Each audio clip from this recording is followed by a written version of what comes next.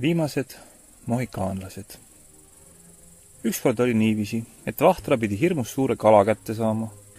Teinekord oli nii, et mina pidin ühe teise suure kala pärast ära uppuma. Niisugused lood leidsid aset Pärlijõel. Hommik oli ilus. Päike ajas oma kulupea ääre kuskilt nursi poolt metsa tagant üles ning vesi kohises Pärlijõel üle kivide ja mööda kärestikke nii, et see maailmatu kaugele võis kuulduda. Linnud lõid juba pisikest pillerkaari ja rohutirtsud seadsid viiuleid timmi. Maa virgus. Meie olime aga juba enne selle algust õngelattidega jõe ääres ja kõndisime sännameeste kasteses heinas, püksid põlvini üles käänatud, nagu kaks kuningapoega oma kuningriigis.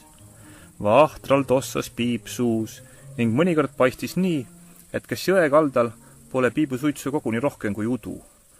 Aga õnge viskama olime me mõlemad sellel hommikul vahvad ja paar forelli ehk, nagu nõuab seda kindlasti Pühajärve kalade suurkuningas Karl August Hindrei, paar eherüst oli meil kummalgi juba kotis ka. Nii me kõndisime Pärlijõe kaldal, igasse vähegi suuremasse ja võluvamasse võrendikku sööta heites, kuni jõudsime vana lagunenud Leegeni tammi juurde, tihedasse lepapadrikusse, längu vajunud pajude alla. Oi pagan, kus siin vuliseb ja vuliseb, nagu vana pagana kurgus, ütles Vahtra, käega tammi kosekesele näidates. Siis asusime loosi tõmbama, et kumb meist tammi laudade alt forelli hakkab püüdma. Saatus oli sel korral kiustev Vahtrale armulisem, sest tema sai pikema ja musta peaga tiku otsa ning mina pidin mõnikümmend sammu edasi kõndima, südames väikene valu ja pisike pettumus. Ent parata polnud midagi. Inimene ei saa ju kunagi saatuse vastu. Ma ei saanud aga veel kuigi kaugel edasi minna ja õngegi vette heita, kui kuulsin kahtlast lobinat vees, seal Leegeni lagunenud tammi juures. Nagu paha aimates, jäin seisma ja pöördusin tagasi, õnneseenena õnge heitma läinud kaaslase juurde. Ja hoi jessuke, mis ma nägin. Vahtra õngelatt oli kõver kui look ning keegi tiris vees seda koos mehega tammi laudade vahele. Kas juba otsas, pärisin ärevuses, aga Vahtra ei kuulnud mind, kuna ta pidas kalaga meeleheitlikku võitlust. Juba paistis nii, et kala on mehe peaaegu vette tirinud, ainult üks Vahtra kinganina toetus maale. Kuid siis sai Vahtra mehisuse ja meelekindluse, mis oli juba kokku varisemas, tagasi ning õngelatt paendus jällegi sirgu. Maailmatu suur kalamürakas labistas veepinnal, vett pritsides ja ise kaunilt läikides. Püüdja õngenöör oli tugev ja kala sukeldus tammi laudade vahele tagasi, mulin ja sulin taga. Nagu allveelaev oli ta seal, puristades ja vahutades vees, too salapärane Pärlijõe jõehobu. Väsita, egas ta kuskil ei lähe, ära ainult alla anna, püüdsin ma tark olla, aga Vahtrale oli see asjatu nõuanne. Ta pani isegi kõik kogemused mängu, sest see, kes õngenööri tiris, oli seda ja enamgi väärt. Nii me jälgisime mõlemad selle mehise Pärlijõe mohikaanlase mängu Leegeni tammi laudade vahel. Vahtra õhetas näost ja oli rõõmus, et ükskord on ometi tegemist päris kalaga, aga mitte kala pojaga. Veel vajalikku väsitamist ja viuh vilistas siis õngelatt õhus ning paendus uuesti looka. Ning nagu vikat tuli forell veest läikiva kaarena nähtavale. Aga samal silmapilgul kostis prõks ning Vahtra õngelatt oli katki ja kala laksatas kõige murtud õngelati ja nööriga vette tagasi. Kas meil peale selle kuradit suust tuli, on küsimus. Kuid mõni silmapilk hiljem, kui olime toibunud, oli kuradeid kummalgi suust välja hüppamas mustsada. Ja mis me südamed tundsid, seda kujutleb igaüks, kes vähemalt naelasegi forelli on kätte saanud. Ent nüüd oli see hilja. Naela 10-15 forell pääses ja kadus. No oli see aga vanamees, arutlesime kogu päeva. Kuid kalaõnn oli meile selja pööranud. Ei pisikesi, rääkimata vikati suurustest, tulnud me õngede manu.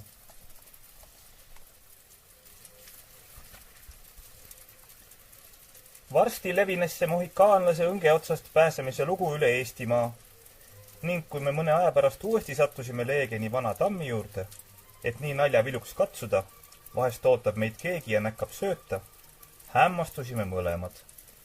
tammilauad olid sootuks maha kistud ja voolnad pärivett mine tea kuhu kandnud. Ainult paar mädanenud aluspalgi juppi vahtis mustade, tumedate kogudena meile vastu. Iga mees, nagu Võrud Reimann ja Mõttus, Sänna Markvart ja paljud teised, olid käinud proovimas, et vahest on meie mohikaanlane veel seal. Kuna teda aga seal enam polnud ja teisi ka juurde ei trehvanud, otsiti, küllap vist, vanameest käsitsigi, tammilaudu katki kiskudes. Kui teda pole keegi kätte saanud, uidab ta veel praegugi Pärlijõe käändude kivi põhjal, kust kunagi Katariina teisele pärleid korjati. Ja küllap tal on praegugi veel meeles too traagiline suvehommik, mil pidi maise matka lõputeelt lahkuma. Konks on talle aga kindlasti lihasse kasvanud. Surmatud kommunist Leegenid tammivaremed varisesid aga tema pärast lõplikult kokku. Ülalpool Pärlijõe suubumist Mustjõkke on Ritassild ja natuke veel ülalpool Ritasilda teeb Pärlijõgi suure käänu otse metsa ääres. Ühel suvisel õhtupoolikul tulin ma üksi, õngelatt õlal, mööda Pärlijõe kallast mõisa poole, et minna õngega usutlema seda Leegeni tammilauda pealt kadunud vahtra vanameest, kellest oli eespool juttu. Lustlikult kõndisin vilistades üle laia Pärlijõe luha ja kuulsin, et otse käänaku juures olevas metsas helisevad kirved ja sahisevad saed. 3 meest olid metsatööl. Nähes õngemeest, jätsib mehed töö seisma ja lähenesid mulle. No, kuis on, kas Nuurher kala kam saanud? Pärib üks, tüsedam ja noorem meestest. Ega ei ole, teil jõgi siin jumal tühjaks püütud, arvasin mina vastu. Kust seda kala siis ikka saada? Kuna meestel paistis tahtmist olevat edasi rääkida, pakkusin neile suitsu ning kalajutud läksid lahti, nii et hoia alt. Ega siin suuremat sefti enam ole jah. Mõni üksik ikka veel on, tähendas nüüd teine, vanem kõhetu mees. 3. pistis aga manama poisikesi, kes käsitsi kivide alt forelle püüavad ja niiviisi selle kalasoo Pärlijões sootuks hävitavad. Kuidas forelle? Kas teil siis eherusi polegi? Pärisin uudissimullikust teeseldes, sest mul tuli jällegi meelde Karl August Hindrei, kellele ei meeldi forelli nimetus ja kes kunagi kirjutas, et meie rahvas ei tarvita ega vist tunnegi forelli nimetust. Ükskõik, forell või eherus, meil kasutatakse seda nii ja naa, aga Nuurher, asjata te longite all siinpool. Ülevalpool veskit, seal ikka mõni on, andis mees sõbraliku nõu. Aga kuhu need kalad siin on jäänud? Neid ju vanasti oli siin küll ja küll. Vanasti, oi jaa. Mis nüüd tollest rääkida? Kui ma veel poisike olin, oi kus siis kalu tõmmati.